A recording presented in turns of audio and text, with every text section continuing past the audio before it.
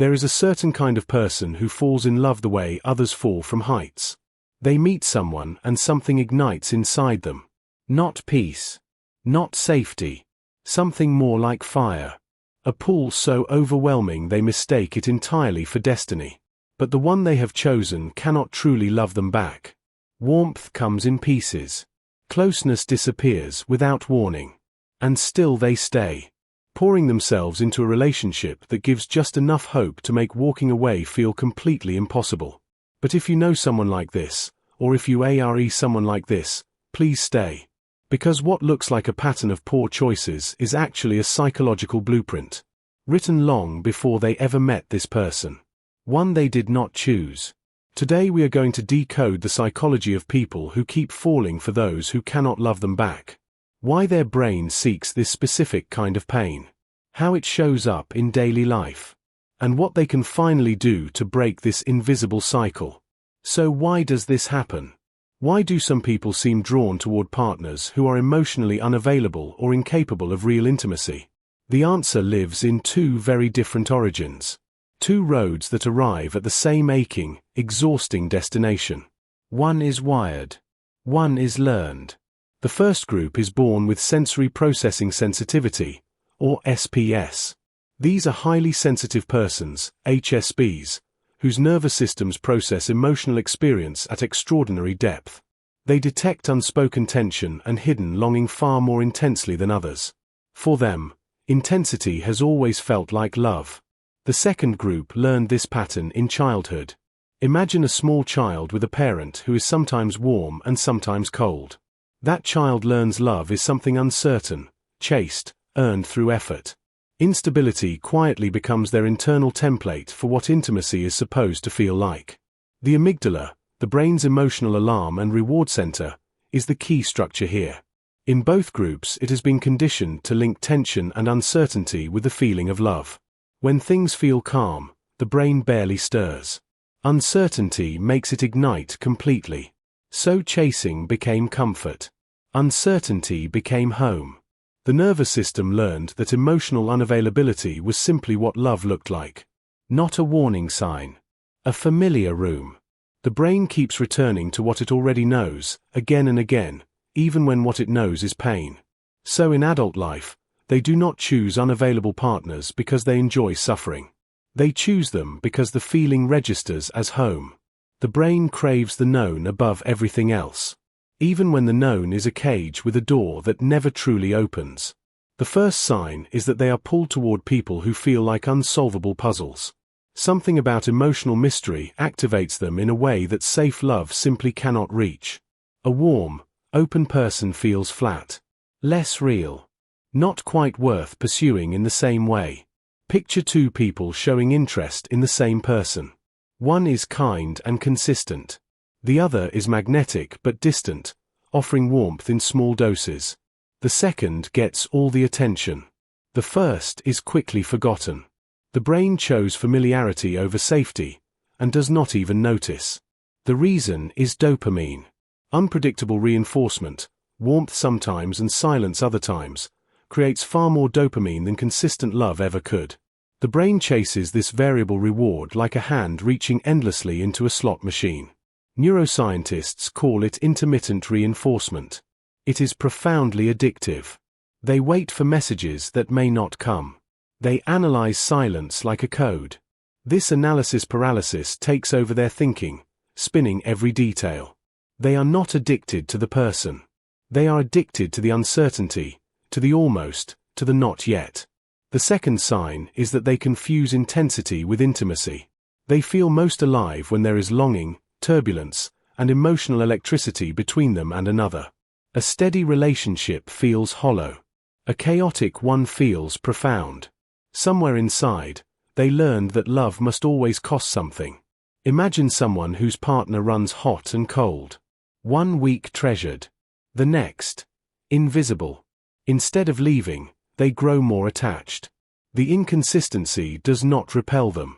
It pulls them deeper, making them certain the tender moments reveal who this person truly and secretly is. The insular cortex is the key brain region here. It processes interoception, the body's reading of its own internal emotional signals. In people with this pattern, the racing heart, the longing, and the anxiety get mislabeled as love rather than as stress or alarm. The consequence is quiet devastation. They feel more alive in the painful lows than in the peaceful highs. More present during arguments than during stillness. They mistake the wound for connection and call the scar their proof that what they shared was genuinely and deeply real. The third sign is that they believe love must be earned. Deep inside lives a quiet, ancient belief: I am not enough simply as I am. If they stop giving, stop performing devotion, the love will leave. So they pour endlessly.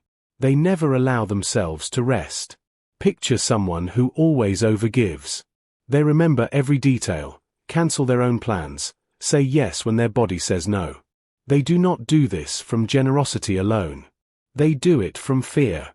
Fear that the moment they rest, the love they have will simply vanish. The prefrontal cortex struggles to override this deep early conditioning.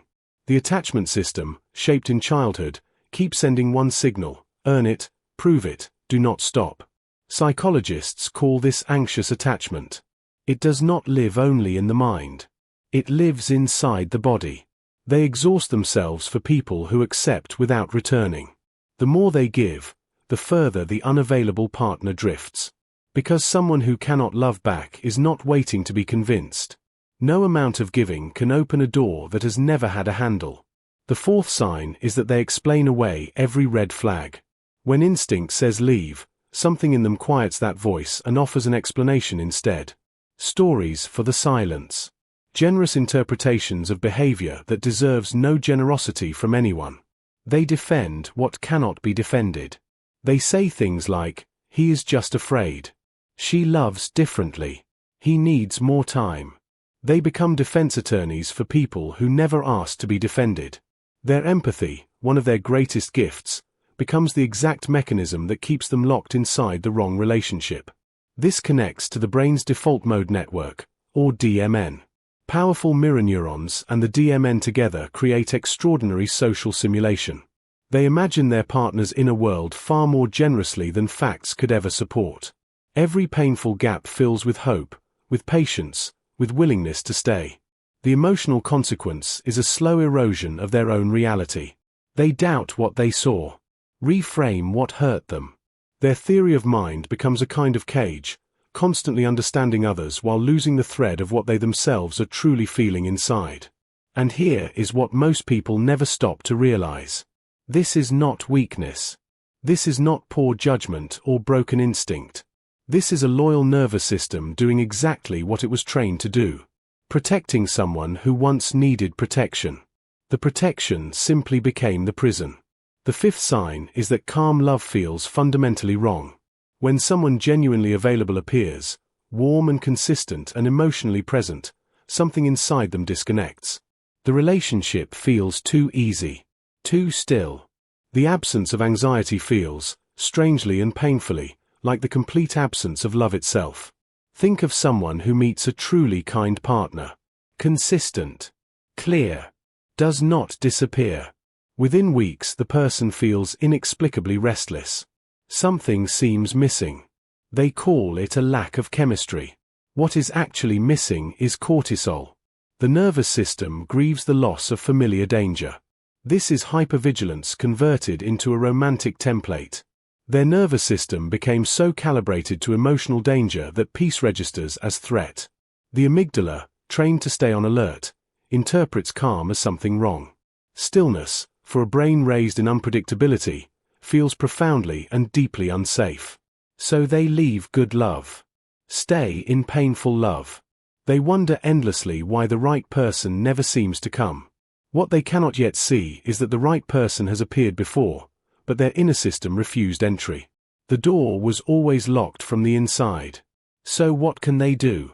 They cannot simply decide one morning to want calm instead of chaos. The nervous system does not respond to decisions. It responds to evidence, to repetition, to slowly learning through lived experience that safety is not the enemy of love.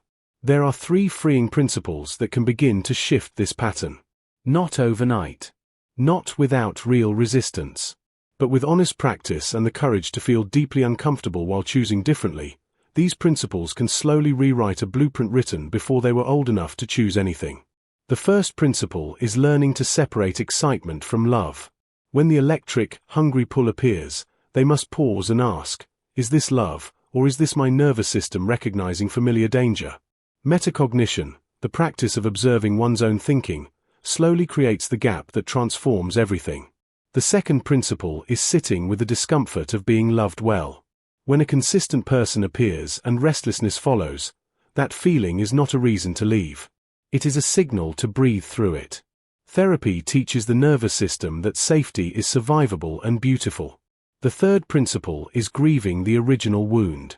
Beneath every adult pattern of chasing unavailable love is a child who first chased it from a parent who could not give it.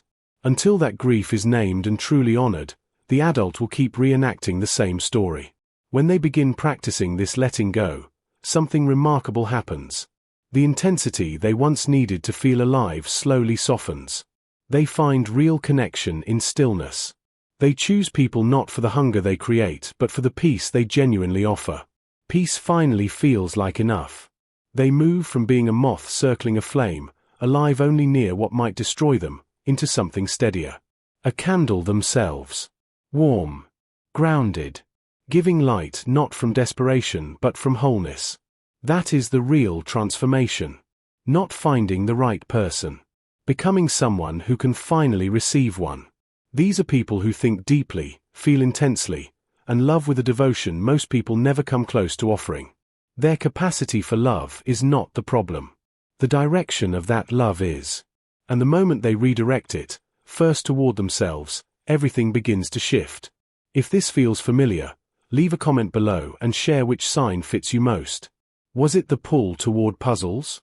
The confusion of intensity with intimacy? Or the quiet belief that calm love cannot be real?